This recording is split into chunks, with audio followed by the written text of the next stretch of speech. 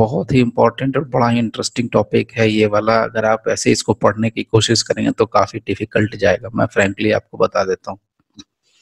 अगर आप इसको ऐसे पढ़ने की कोशिश करेंगे तो लिटरली ये टफ जाएगा। इसको एकदम इजी मोड से समझना, और बहुत बहुत मजेदार टॉपिक है ये। सेक्शन 6 जिसको समझ में आ गया, समझो बहुत कुछ है। और ये सेक्शन 6 बहुत कुछ बताता है, इसको थोड़ा सा ध्यान से समझ लेना अभी फिलहाल, ठीक है। उसके बाद हम लोग रिटन नोट्स की बात करेंगे। पहले आप समझो कि सेक्शन 6 बेसिकली किस चीज को डील करता है, क्या कहना चाहता है सेक्शन 6, वो जरा समझना जरूरी है आप लोगों को। देखिए स्क्रीन पे भी सेक्शन 6 आप लोगों के पास आ रहा है, section 6 transfer of property act का, ठीक है।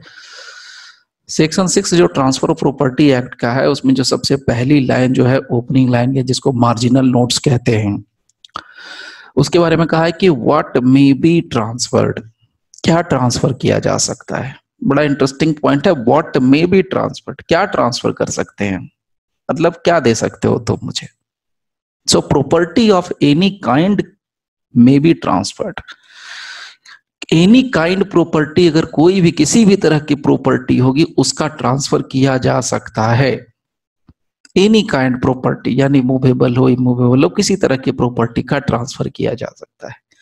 Now except as otherwise provided by this act, तो यहां पर आप लगा सकते हो point number 1, except as provided by, except as otherwise provided by this act. और ये हो गया आपका number 2, by any other law for the time being in force. तो चलो इसको जरा जल्दी से नोट कर लेना, नोट जरूर करना, अगर नोट नहीं करोगे तो बहुत कुछ मिस करोगे टीपी एक्ट का। काफी इंपॉर्टेंट पॉइंट है। सबसे पहला पॉइंट क्या मैंने बोला, what may be transferred, what may be transferred, क्या क्या ट्रांसफर किया जा सकता है, दिस इज द पॉइंट। ये बात कहां आती है, सेक्शन 6 के अंदर आती है। इसको एक लेमन की लैंग्वेज में समझेंगे हम लोग कि आफ्टर ऑल होता क्या, लीगल तो अपने आ ही लेंगे। इसका आंसर देता है कि क्या क्या ट्रांसफर कर सकते हो, तो कहता है, आंसर मिलता है कि प्रॉपर्टी ऑफ एनी काइंड, किसी भी तरीके की property, property of any kind may be transferred, किसी भी तरह की प्रॉपर्टी का ट्रांसफर किया जा सकता है। शैल नहीं है, मे है, मे बी ट्रांसफर्ड। नाउ अच्छी बात है। इसके बाद आता है एक्सेप्ट, लेकिन एक्सेप्ट लग गया, इसका मतलब देख लेना, ध्यान से देखना, कॉमा के बाद एक्सेप्ट मिलेगा आपको यहां पर, एक्सेप्ट, ये रहा एक्सेप्ट। तो ये कॉमा के बाद जो एक्सेप्ट लगा है ना, इसको मैं ब्रेक कर रहा हूं, एक्सेप्ट। अब यहां से मैं नेक्स्ट पॉइंट दे रहा हूं, पहला एक्सेप्ट एज, यहीं लिख दो, otherwise, except as otherwise provided by this act, provided by this act. This act का मतलब टीपी एक्ट। और नंबर 2 और बाय एनी अदर लॉ, और by any other law for the time being in force, for the time being in force. So दिमाग के घोड़े दौड़ाना है, समझना है। किसी भी तरह की प्रॉपर्टी का ट्रांसफर किया जा सकता है according to section 6 of the transfer of property act. लेकिन दो तरह की प्रॉपर्टी का, दो चीजों का ट्रांसफर नहीं किया जा सकता है।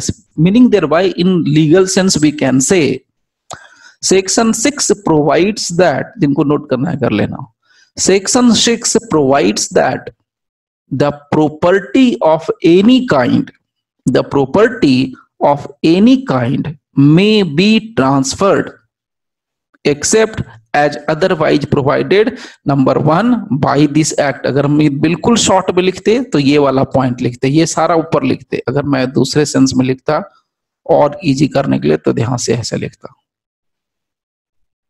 except as otherwise provided। तो इसको आप ऐसे भी लिख सकते हैं, इजी हो जाएगा।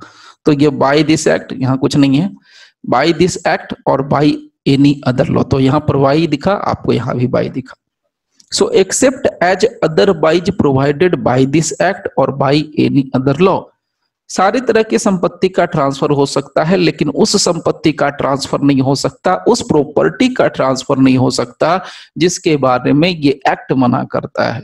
यानी ट्रांसफर ऑफ प्रॉपर्टी एक्ट कहता है कि कौन कौन सी प्रॉपर्टी का ट्रांसफर नहीं किया जा सकता है, और जिस प्रॉपर्टी के बारे में कहता है नहीं किया जा सकता है तो उसका मतलब नहीं, नो मीन्स नो। और दूसरा पॉइंट कहा है bye any other law for the time being in force, अगर कभी भी कहीं भी किसी जगह पर अगर ट्रांसफर ऑफ प्रॉपर्टी एक्ट का एक्सटेंट नहीं है, किसी स्थान पर ट्रांसफर ऑफ प्रॉपर्टी एक्ट का एप्लीकेशन नहीं है, वैसे जगहों पर अगर कोई दूसरा एक्ट, कोई दूसरा नियम, कोई दूसरा लॉ लागू है, जहां पर ट्रांसफर ऑफ प्रॉपर्टी एक्ट नहीं है, अगर वहां पर कोई दूसरा लॉ लागू है, कोई दूसरा नियम कानून चल रहा है, तो उस कानून के तहत अगर ये कहता है कि हाँ इस संपत्ति का ट्रांसफर नहीं किया जा सकता है, तो फिर उस संपत्ति का ट्रांसफर नहीं किया जा सकता है। सो बाय दिस एक्ट प्रोहिबिट किया गया है और बाय एनी अदर लॉ के द्वारा प्रोहिबिट किया गया है। ठीक है, तो अब एक चीज समझेंगे कि कौन कौन सी प्रॉपर्टी का ट्रांसफर नहीं किया जा सकता है और कौन कौन का किया जा सकता है। तो भाई किया जा सकता है तो सब कुछ का किया जा सकता है, किसका नहीं किया जा सकता है वो सेक्शन 6 कहता है। किसका नहीं किया जा सकता मैं उसकी बात करता हूं, जरूर से डायग्राम बना लेना। सेक्शन 6 कहता है बाय दिस एक्ट, तो दिस एक्ट की अगर हम बात करते हैं ना, तो दिस एक्ट में देखिए, देखना ध्यान से, सेक्शन 6 है और सेक्शन 6 के अंदर ए से लेकर के 6 क्लॉज के अंदर 6A से लेकर के 6I तक होगा। 6A से लेके बेसिकली 6I तक पूरा का पूरा डिटेल में है, जो कि बात करता है कि कौन कौन सी प्रॉपर्टी का ट्रांसफर किया जा नहीं सकता है, किन किन सी प्रॉपर्टी का ट्रांसफर नहीं किया जा सकता। इसके अलावा अदर लॉ में कौन कौन से लॉ हो सकते हैं जिसके तहत प्रॉपर्टी का ट्रांसफर नहीं किया जा सकता है for the time being in force?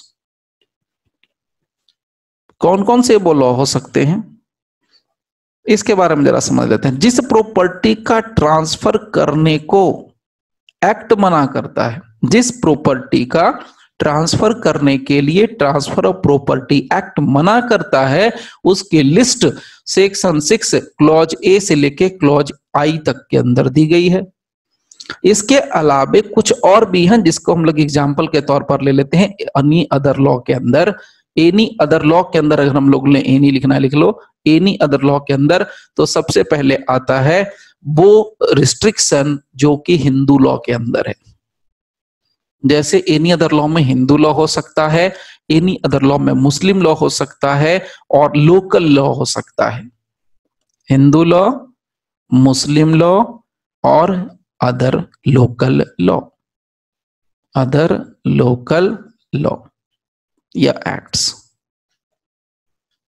Example के तौर पर मैं आपको शेयर कर रहा हूं।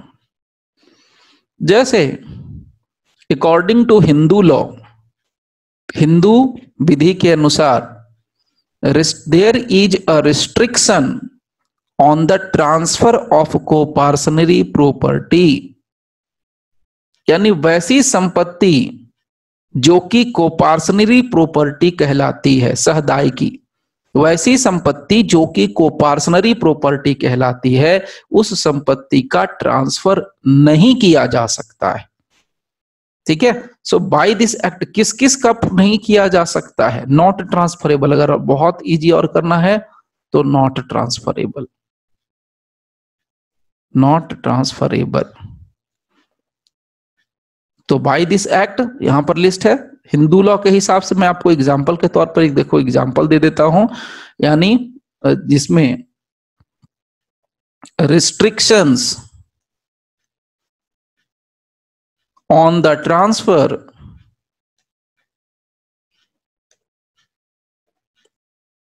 of coparcenary property, of coparcenary property, यानी कोपार्सनरी प्रॉपर्टी का ट्रांसफर नहीं किया जा सकता है। सिंपल है बिल्कुल।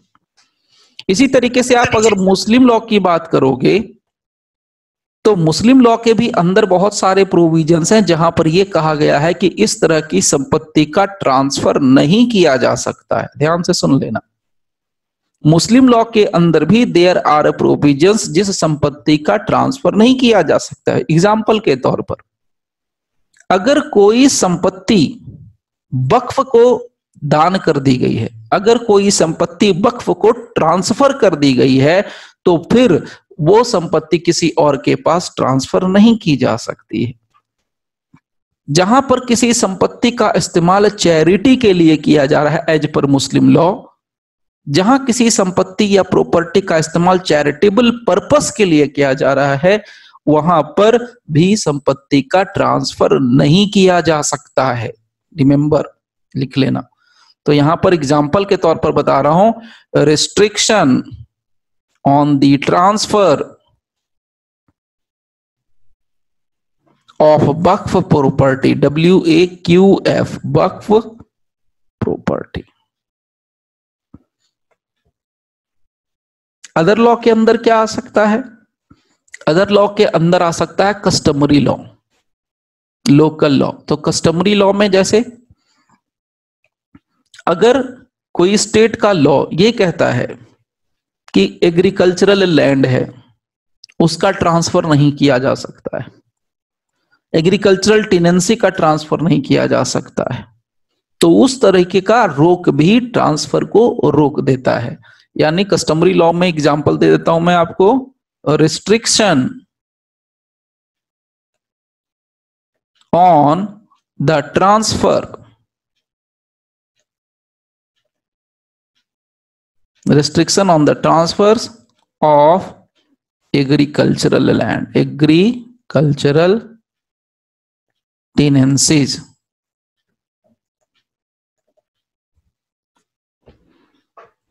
कॉन्सेप्ट बिल्कुल सीधा है, स्ट्रेट फॉरवर्ड है, क्लियर कट है, कहीं कोई झुकने का, डरने का, टेंशन लेने की बात नहीं है।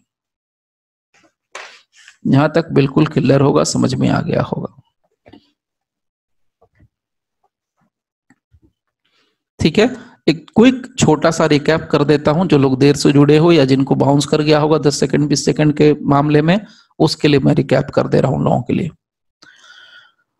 हम लोगों ने बस यहां देखना है, सेक्शन 6 की बात करनी है, सेक्शन 6 को भी भूल जाओ, बस हम लोग यहां पर बात करेंगे कि किस तरह की प्रॉपर्टी का ट्रांसफर किया जा सकता है। पहले हम लोगों ने कहा कि ट्रांसफर ऑफ प्रॉपर्टी होता क्या है, यानी संपत्ति का स्थानांतरण, संपत्ति का अंतरण किसको कहते हैं, वो समझ गए हम लोग सेक्शन 5 के हिसाब से। तो ट्रांसफर शब्द का मतलब होता है कन्वे करना। कुछ और शब्द है वो जरा समझ लेना, जैसे कन्वे करना, ये एक मीनिंग होता है, ट्रांसफर एक मीनिंग होता है, एलिनेशन एक मीनिंग होता है, इसके अलावा असाइनमेंट एक मीनिंग होता है। इन सब का मतलब अगर आपको पता है तो बता सकते हो, एनीबॉडी, कोई जानते हैं? कन्वे करना, ट्रांसफर करना, alienation, assignment, these are the 4 terms, और चारों एक ही जैसे लगेंगे। Let me tell you frankly, चारों एक ही जैसे लगते हैं, सिनोनिम्स लगते हैं, लेकिन सब में बहुत फर्क होता है। सर एक बार बैक कर दीजिए। सर अभी तक यही बताया है ना सर, कुछ और ही बताया है? नहीं, बस यही बताया और कुछ नहीं बताया, ये थोड़ा सा है। सर एक बार इससे बैक कर दीजिए, दूसरा वाला जो था। बैक कुछ नहीं है, यहीं से फर्स्ट है। नहीं, इसके बाद जो सर दूसरा था। हाँ, दूसरा था ये। जी जी, थैंक यू सर।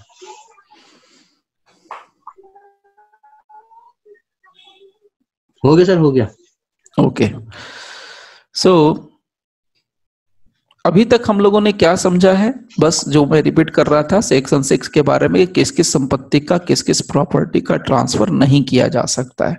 तो भाई हमें पता है कि सब कुछ का ट्रांसफर किया जा सकता है, एनी काइंड प्रॉपर्टी का, प्रॉपर्टी ऑफ एनी काइंड में भी ट्रांसफर। तो किस तरह की प्रॉपर्टी का ट्रांसफर नहीं किया जा सकता है? उस प्रॉपर्टी का ट्रांसफर नहीं किया जा सकता है जिसके बारे में specifically transfer of property act मना करता है। अगर ट्रांसफर ऑफ प्रॉपर्टी एक्ट किसी प्रॉपर्टी के बारे में कहता है कि इसका ट्रांसफर नहीं किया जा सकता है, तो वो ट्रांसफर नहीं किया जा सकता है। अगर कोई अदर एक्ट है और for the time being in force है, वो लागू है, कोई ऐसा एक्ट जो कि लागू है तत्समय उस समय, तो उसके उस एक्ट ने अगर मना किया हुआ है कि इस संपत्ति का ट्रांसफर नहीं किया जा सकता है, तो फिर उस संपत्ति का, उस प्रॉपर्टी का भी ट्रांसफर नहीं किया जा सकता है। अभी बार बार दिमाग में एक शब्द बार बार रिपीट होता जा रहा है कि transfer transfer transfer. What is the meaning of transfer? Transfer का मतलब मैंने आपको बताया था, सेक्शन 5 के अंदर दिया गया है। ट्रांसफर ट्रांसफर का मतलब होता है कि दो जीवित व्यक्तियों के बीच में किसी प्रॉपर्टी को एक पर्सन से दूसरे लिविंग पर्सन के बीच में कन्वे करने के प्रोसेस को ट्रांसफर ऑफ प्रॉपर्टी कहते हैं। चाहे वर्तमान में हो चाहे फ्यूचर में हो, ध्यान से समझ लेना, चाहे वर्तमान में हो चाहे वो फ्यूचर में हो, लेकिन लेकिन लेकिन कन्वे करने के प्रोसेस को, प्रॉपर्टी को एक स्थान से दूसरे स्थान तक पहुंचाने के लिए, किसी एक जीवित व्यक्ति से दूसरे जीवित व्यक्ति को देने के लिए, उसको कहते हैं ट्रांसफर करना। ले जाने का जो प्रोसेस होता है दैट इज कॉल्ड कन्वे। लेकिन एलिनेशन और असाइनमेंट दो बड़े खतरनाक शब्द हैं। अगर इसका मतलब नहीं जानते हैं तो बहुत कुछ दिक्कत हो सकती है। इसका मतलब जान लेना। देखो, एलिनेशन जो है ना, सही शब्द होता है, बिल्कुल सही शब्द होता है, एकदम 100% परफेक्ट वर्ड होता है सेल के मामले में। जब हम अपनी किसी प्रॉपर्टी का सेल कर देते हैं, जब हम अपनी किसी प्रॉपर्टी का सेल कर देते हैं, then the term alienation is the perfect word. Perfect word होता है एलिनेशन। कहने का मतलब क्या है? एलिनेशन वो चीज होती है जिसको हम लीगल ट्रांसफर कह सकते हैं। Legal transfer of title of ownership. Title of ownership, तो आप लिख लेना, इसको छोड़ना मत। द लीगल ट्रांसफर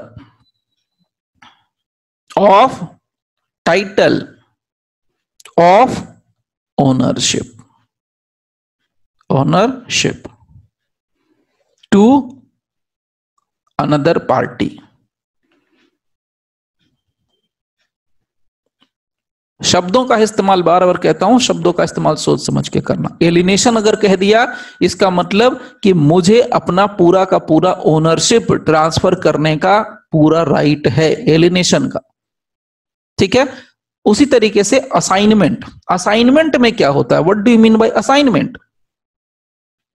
असाइनमेंट क्या कॉन्सेप्ट लेके आता है? असाइनमेंट भी एक तरीके का ट्रांसफर ही होता है। It is also a one kind of transfer. But इस तरीके के ट्रांसफर में does not pass an interest transfer which does not pass an interest.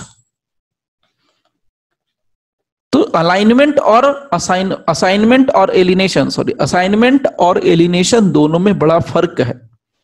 Alienation में टाइटल चला जाता है, मालिकाना हक चला जाएगा। असाइनमेंट में मालिकाना हक नहीं जाता है। दिमाग में एकदम बात को फिक्स कर लेना। असाइनमेंट में मालिकाना हक नहीं जाता है, एलिनेशन में मालिकाना हक चला जाता है। क्योंकि असाइनमेंट में इंटरेस्ट पास नहीं करता है। इंटरेस्ट क्या होता है? इंटरेस्ट मतलब राइट होता है, राइट, अधिकार, क्लेम, दावा। इंटरेस्ट का मतलब होता है राइट, इंटरेस्ट का मतलब होता है क्लेम। तो अगर मैंने आपको कोई प्रॉपर्टी दी है तभी तो आप उस पर दावा करोगे। अगर मैंने आपको कोई प्रॉपर्टी दी है तभी तो आप उसके ऊपर क्लेम कर सकते हो, अधिकार जता सकते हो। तो देने का मतलब क्या होता है? देने का मतलब लीगल ट्रांसफर होना चाहिए। The property must be legally transfer to you. आपको डिलीवरी मिलना चाहिए प्रॉपर्टी का। अगर वो मूवेबल प्रॉपर्टी है तो डिलीवरी मिलना चाहिए।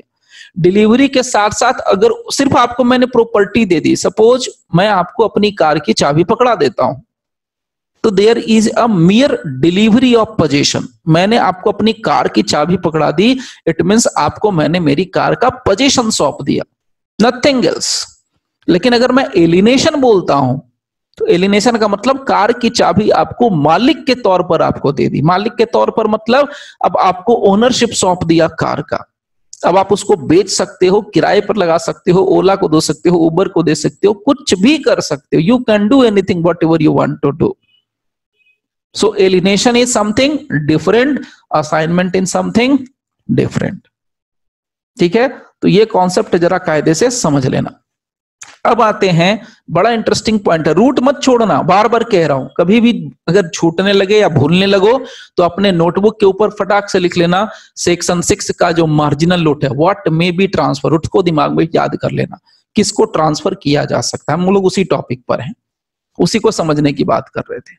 देखिए हमेशा याद रखिएगा, कोई भी प्रॉपर्टी हो, कोई भी प्रॉपर्टी हो, और प्रॉपर्टी का मतलब तो आपको पता है, प्रॉपर्टी का मतलब होता है anything which may have a value, anything which may have a value, उसको बोलते हैं प्रॉपर्टी। कोई भी ऐसी चीज जो दुनिया में एग्जिस्ट करती है